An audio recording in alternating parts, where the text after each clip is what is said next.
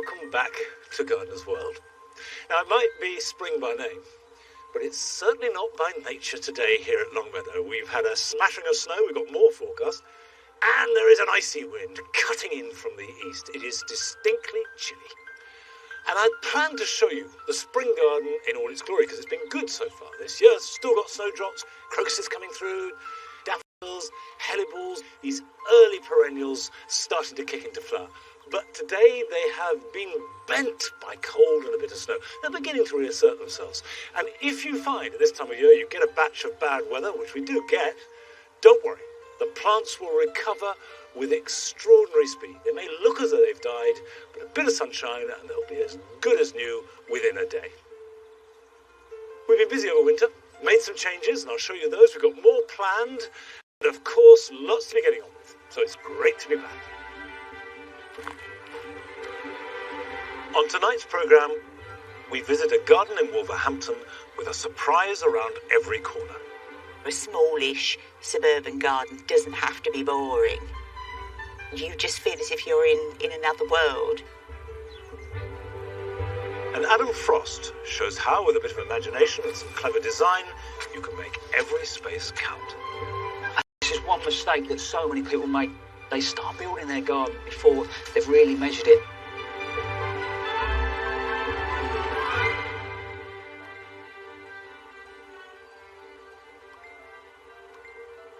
Longmeadow has had a robust winter. We've had a lot of weather, including a very heavy fall of snow in December. In one day we had about 2 foot of snow, and the effect was literally to crush things. So the grass borders, which can look the best thing in the whole garden all winter, was just flattened. All this damage was done in one day, and now they're ready to be cleared, and as soon as the weather gets a bit better, that's going to be one of the first jobs. Come on. Well, the fickleness of March weather is certainly living up to its name. We've got a blizzard, we've got sunshine, who knows what we'll get next. But before Christmas, as well as heavy snow, we had a really cold night. It got down to -14 here at Longmeadow, and the effects were pretty lethal to some of these herbs. The bays, for example, didn't like it at all. They're actually not dead. The top is, but at the base you can see there is green growth. But it means that these have lost their structural value. I'll dig them up, see if we can salvage them, but replace them, and probably with more of these RSUs. I put these in autumn to create a brand new avenue here in the herb garden, and I think it's more dramatic.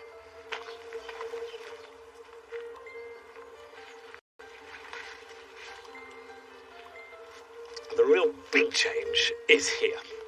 Now, for nearly 20 years, we've had a greenhouse here, and it's done us proud. We've grown tomatoes every summer, salad crops in the winter, and it's worked fine. But gradually, it started falling apart, and by the end of last year, it was positively dangerous. So, that has been taken away. And this space, which is now revealed as quite a nice big area, is going to become my new paradise garden. I spent a lot of last year travelling around filming paradise gardens, and it made a big impression. What I want to make here is my own paradise garden. It will involve formal water, a building, a rill, borders, hedges, hard surfaces, and that will all unveil itself as we progress throughout the year. And it is this year's big project.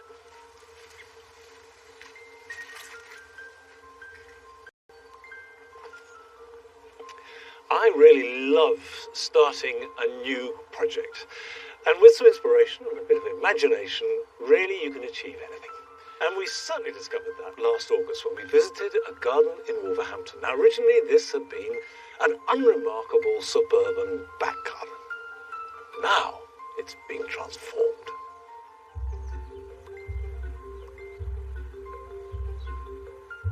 We call it the Garden of Surprises because the idea is that as you go round the garden, you come round a corner and go, oh, I wasn't expecting that.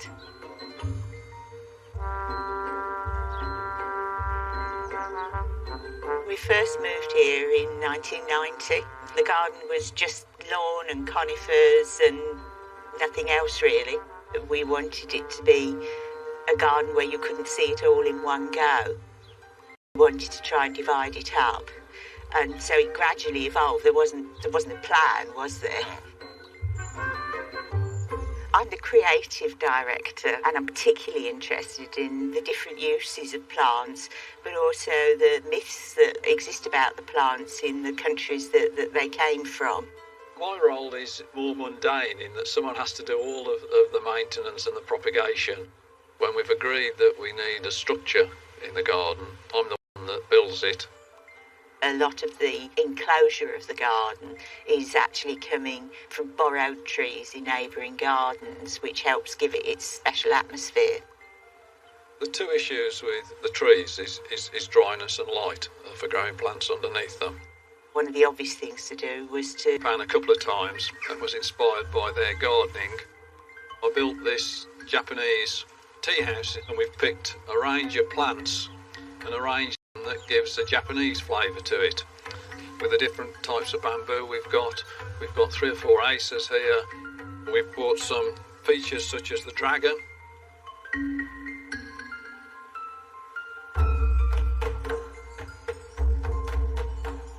This is the Indian ink plant, and it comes from North America.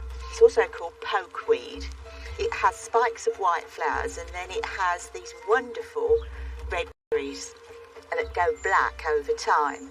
It does this in one season. It's quite good-tempered, part shade. It's not especially bothered about moisture, and it was used by the Native Americans to make war paint and dyes for textiles, but it was also used by the early settlers in America to make ink. And there is a story that the American Declaration of Independence was actually written in ink made from this plant. This is another interesting group of plants, agaves. They come from Mexico and Middle America and they grow in the desert. They can make agave syrup and they can also produce sisal to make textiles with. We have all sorts of interesting comments from visitors to the garden. Some of them I find wandering around in the middle of the garden saying, "I'm lost, where am I?" Which is really what we're trying to achieve, that people are in another world. The folly, which looks like the corner of a monastery. Somebody said to me, "Oh, I didn't know there was a ruined monastery in Wolverhampton." I said, "Well, there isn't." The inspiration for the summer house came from Castle Coch, where we liked the arts and crafts effect that was created. It's been built with reclaimed stone and reclaimed doors and windows from a very old summer house that stood here, and hopefully it gives a very warm feeling when you can sit here on a late afternoon with the sun and have a view of the summer house border and the mock folly at the bottom.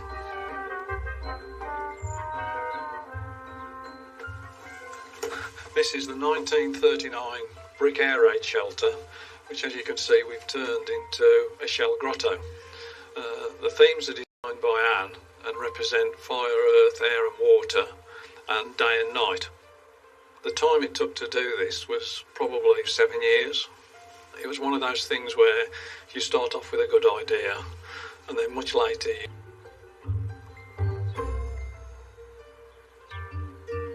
A smallish suburban garden doesn't have to be boring.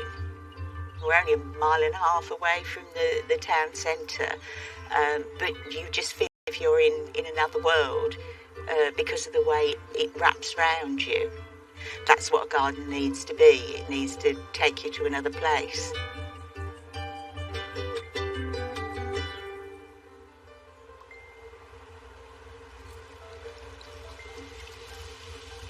I think that does show that if you've got some imagination and a little bit of drive, you can do anything in your garden. Just go for it.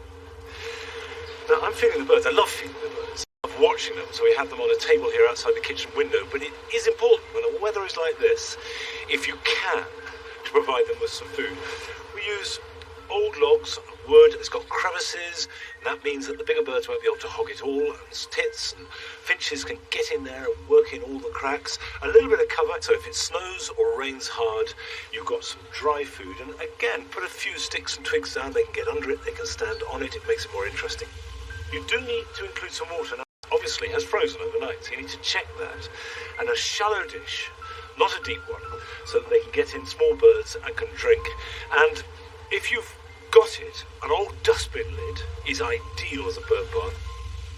We deliberately don't cut back that brambly shrub on the wall because that gives cover to the small birds. So if you've got a shrub, put a feeding station right in amongst it. The pigeons can't get there, the sparrowhawks can't fly in, and also it's trickier for the squirrels. Talking of squirrels, fat and suet is really important. We hang it up in cages so they can't get it. One final note.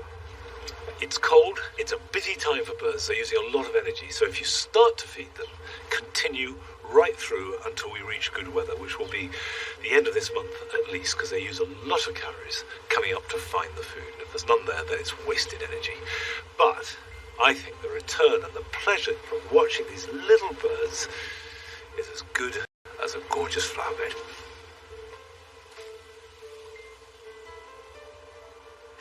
In you come in the warm. Come on, in you come. Oh, it's nice to get in out of the cold.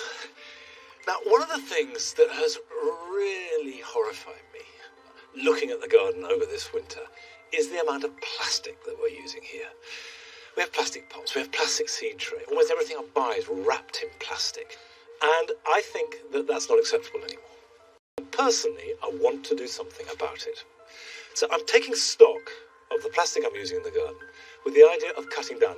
Now, I do stress I've got no and share them with you.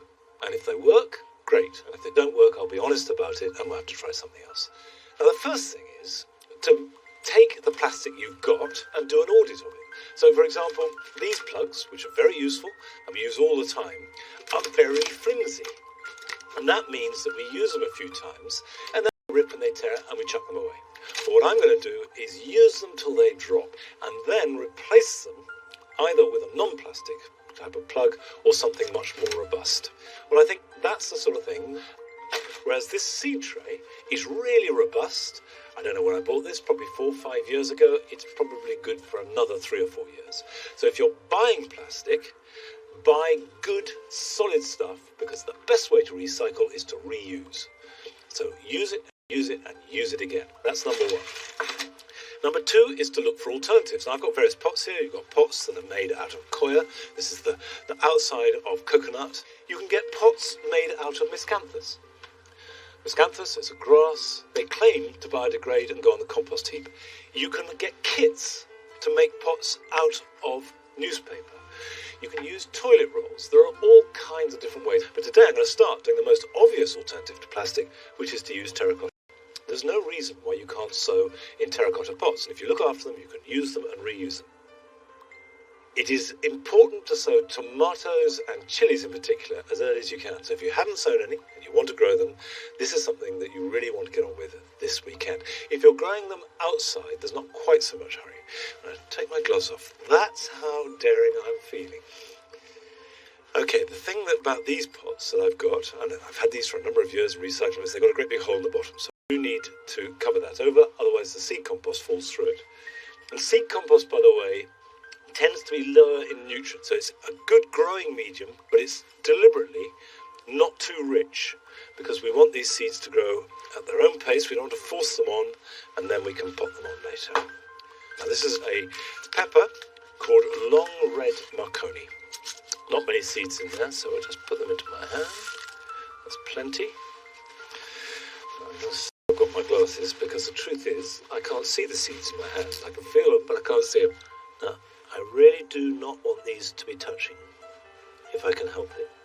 Because if you cram the seedlings too close together, they will from day one grow without the strength that you want. I've just got one more in there, and that's it. Cover those over lightly. Just a little sprinkle of compost, and you could do it with just vermiculite or grit if you've got it. And then I will water that, and with these peppers, they do need heat. Thermostat, then you can set it. Otherwise, on a windowsill above a radiator. And a little tip, if you're growing chilies or peppers, is water them with warm water. Because cold water cools them down, and they do need heat. Now, as well as looking at alternatives to plastic throughout this series, we're also very keen to maximise the potential of every space in the garden. It doesn't matter how small it is. Every space counts. And a few weeks ago, Adam Frost went to visit a small back garden in Bristol to demonstrate that you can transform even the smallest garden. Do you know, for me, designing a garden is one of the most exciting things you can do. But I get that some people find it a little bit frustrating, maybe even daunting, especially when you're working with a really small space. But for me, just with a little bit of thought, it's amazing what you can get out of even the tiniest of gardens. Small gardens can be quite tricky, but hopefully I'm going to show you it is possible to make every space count. Right, my tiny little garden. It's a bit tight, isn't it? That step is a problem. Yeah, it is. It really is. It's quite a small space. It's tiny. It is, isn't it? What is it that gets you down and makes you feel sort of a little bit grumpy about the whole thing, I suppose? I think the walls are very oppressive. I feel they're coming in on me. Yeah. It's dark, it's miserable, and it just looks horrible. The floor, the deck is awful. Yeah, it It's looks a little bit uneven, and it's doesn't quite it? dangerous, I think. And I've tried this bed, I've tried to grow flowers and pretty things, and it just doesn't respond to my kindness. I want it to feel happy. Happy, so you want it to put a smile on your face. At just 3 metres by 6 metres, Sue's garden is compact, but I'm sure we can bring you life in this dark, pokey old space. The first thing we need to do is get measured up. This might seem like an awful lot of work for a small space, but I think this is one mistake that so many people make. They start building their garden before they've really measured it. So making sure you've got everything on a piece of paper is a great way of understanding that space. The next thing you want to worry about is where the sun comes up and where the sun goes down. I mean, if your house faces north and it doesn't get a lot of light right through those sort of winter months, and I put you a smooth surface out the back there, it's going to become really slippery and dangerous. So, you know, that light levels really affect that whole design process.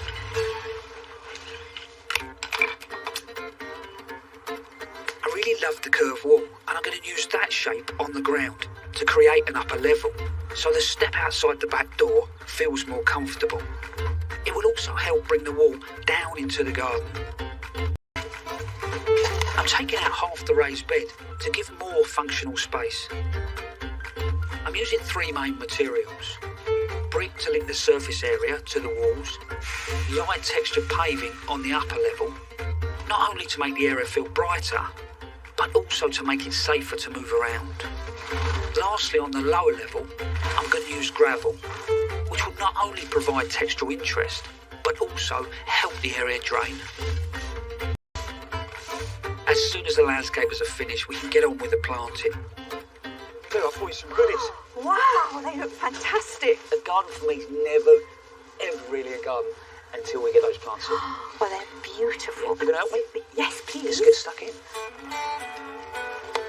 The first thing I want to do is add some interest to the wall with this beautiful climber that works really well in shady conditions.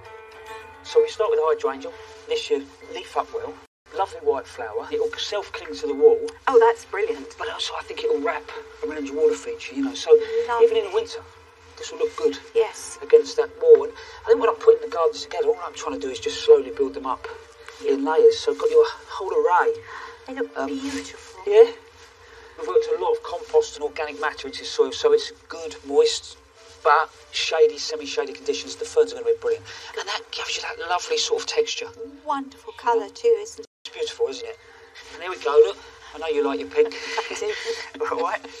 You look at your hellebore there, with this sort of euphorbia across, look. You look, that pink tinge. Isn't that brilliant? It matches perfectly. So it's those little bits of detail, so as that sits in, and they'll just have a little bit of relationship, which just that little tone, it just picks up really nicely. Look gorgeous. So everything you've got in here will grow in those sort of shady or semi-shady conditions. Come up every year. So they don't need replanting? That's it. Wonderful. So all I do want you to do is every year maybe put a little bit of compost back on top, some sort of food just to keep things going. And this plant here doesn't look much at the moment, but this Astrantia, beautiful white flowers, look like paper. Wonderful. You know, so stunning. Looking forward to seeing that one. Yeah, that's lovely, and it'll keep flowering and flowering. So really, all we have to do now, just get them in. When you choosing plants for a small space, don't just think flower. Think about leaf shape, habit, and texture. You can even go big and bold if you want to. But don't use plants that are too heavy, as they'll block out light. Go for light and airy plants. If your space is dark, choosing flowers and foliage that are light in colour will really help lift your garden. Just make sure whatever you decide to grow will be happy in the conditions you have. Once all the plants are in... That's amazing. There you go. Thank you. It looks beautiful. It's my happy garden. It is, and I love it today, and you smiled so much. But take yourself back. You were scared to come out because you're worried about slipping over. It was dark, it was dingy. But I think it proves, doesn't it, that even if you've got the tiniest of space, just with a little bit of thought, you can create a really lovely little garden. Absolutely amazing. You've done a wonderful job. Thank you. Hope you enjoy it. I will. Good.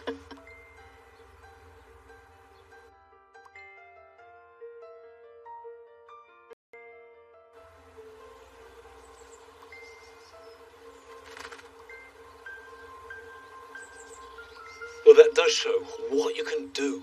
It doesn't matter how small the space is. And this year we do want to celebrate small gardens, and we're running a competition. We would love to hear from you if you have a small garden, no more than 36 square metres, that's 6 by 6. Send us 4 pictures, not hard copies, they must be uploaded. They can be on the same day or taken across the seasons, and show the innovation and the design. We're looking for creativity, and of course it must be your work, not something you paid for. Then we will choose what we think are the 5 best gardens, come and film them, show them on the programme so you can all have a vote. And then we will announce the winner of the competition at Gardeners World Live. And all those details are available on our website. And what we're really after is to prove that no matter how small, every space counts.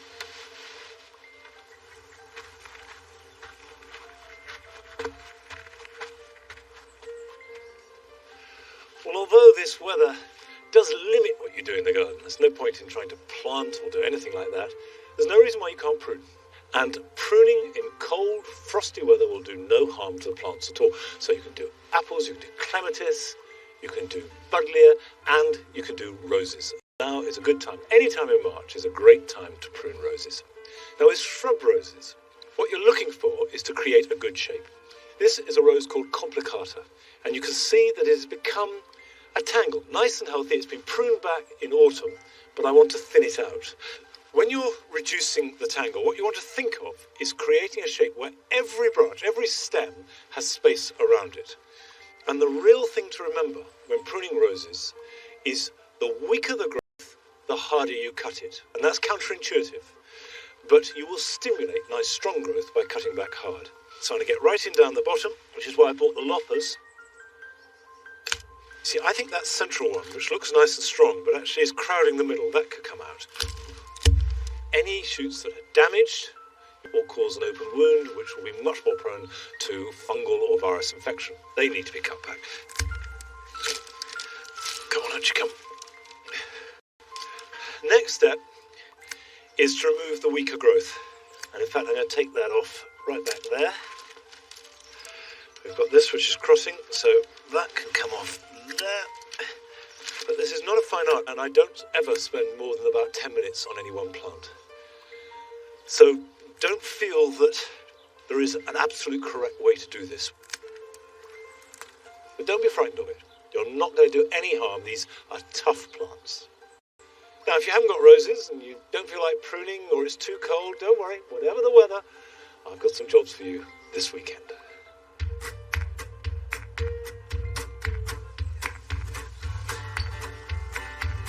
If you grow rhubarb, it's a good idea to force some, and the time to do this is now, before you've seen anything other than the first sign of a bud.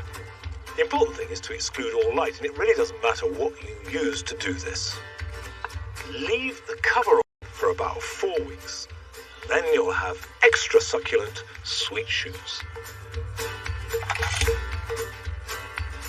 Now that we're in March, it's time to prune late flowering clematis like this Viticella, because they produce all their flowers on new growth. This means you can cut them right back to the ground, but if you grow them in a border like I do, I found that it's a good idea to leave a foot or two of growth so that the new shoots begin their life without the competition of surrounding growth. More houseplants are killed by overwatering than anything else. Now, a good way to avoid this is to put a saucer underneath each pot and never water more than once a week. And when that saucer fills up, immediately discard the residue. However, it is a good idea to mist houseplants at least once a day, and a good tip is to use rainwater rather than tap water.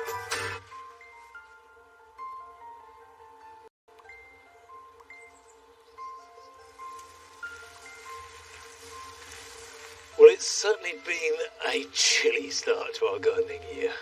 But come snow, wind, rain or shine, we'll be back here at Longmeadow next week. So until then, bye-bye.